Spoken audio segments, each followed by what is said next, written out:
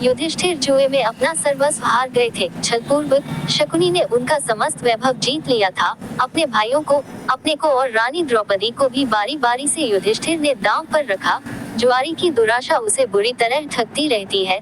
कदाचित अब की बार सफलता मिले, किंतु युधिष्ठिर प्रत्येक दांव हारते गए।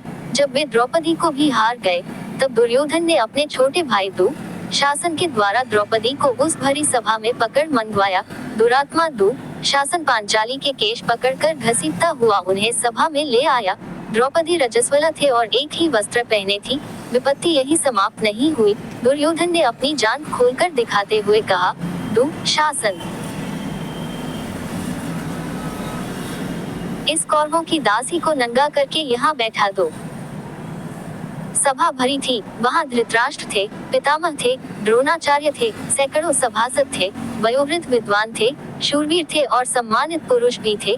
ऐसे लोगों के मध्य पांडवों की वह महारानी, जिसके केश राजसूय के अवभूत स्नान के समय सिंचित हुए थे, जो कुछ सप्ताह पूर्व ही चक्रवर्ती सम्राट के साथ साम्राज्य के रूप में समस्त नरेशों द्वारा वंदित हुई थी, रजस्वला होने की स्थिति में केश पकड़कर घसीट लाई गई और अब उसे नग्न करने का आदेश दिया जा रहा है। होने को वहाँ विदुर भी थे, किंतु उनकी बात कौन सुनता। द्रौपदी ने अनेक बार पूछा। युधिष्ठिर जब अपने आप को हार चुके थे, तब उन्होंने मुझे दांव पर लगाया था, अतः धर्मत मैं हारी गई या नहीं। किंतु भीष्म जैसे धर्मज्ञों ने भी कोई निश्चित उत्तर नहीं दिया। जिसकी भुजाओं में 10,000 हाथियों का बल था, उस दुरात्मा दुःशासन ने द्रौपदी की साड़ी पकड़ ली। मेरे त्रिभुवन विख्यात शूरवीर पति। द्रौपदी व्याकुल होकर इधर उधर देख रही थी कि कोई उसकी रक्षा करेगा, किंतु पांडवों ने लज्जा तथा शोक के कारण मुख दूसरी ओर कर लिया था। आचार्य द्रोण, पितामह भीष्म, धर्मात्मा कर्ण। द्रौपदी ने देखा कि उसका कोई सहायक नहीं। कर्ण तो उल्टे दुःशासन को प्रोत्साहित कर रहा है और भीम, द्रोण आदि बड़े बड़े धर्मात्माओं के मुख दुर्योधन द्वारा अपमानित होने की आशंका से बंद हैं और उनके मस्तक नीचे झुके हैं। एक वस्त्रा अबला नारी उसकी एकमात्र साड़ी को दुःशासन अपनी बल भरी मोटी भुजाओं के बल से झटके से खींच रहा है। कितने क्षण द्रौपदी साड़ी को पकड़े रह सकेगी। कोई नहीं, उसकी सहायता करने वाला। उसके नेत्रों से झड़ी लग गई। दोनों हाथ साड़ी छोड़कर ऊपर उठ गए। उसे भूल गई राजसभा, भूल गई साड़ी, भूल गया शरीर। वह कातर स्वर में पुकार उठी, श्री कृष्ण, द्वारकानाथ, देव, गोपीजन प्रिय, जगन्नाथ, इन दुष्ट कौरवों के सागर में मैं डूब रही हूँ, दया में मेरा उद्धार करो।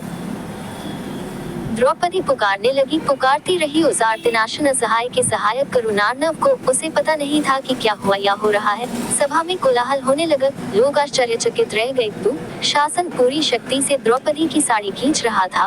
वह हौंकने लगा था। थक गई थी 10 सहस्त्र हाथियों का बल रखने वाली उसकी भुजाएं। द्रौपदी की साड़ी से रंग बिरंगे वस्त्रों का अंबार निकलता जा रहा था। वह 10 हाथ की साड़ी पांचाली के शरीर से तनिक भी हट नहीं रही थी। वह तो अनंत हो चुकी थी। दया में द्वारकानाथ रजस्वला नारी के उस अपवित्र वस्त्र में ही प्रविष्ट हो गए थे। आज उन्होंने वस्त्रावतार धारण कर लिया था और अब उनके अनंता का वो छोर कोई कैसे पा सकता था।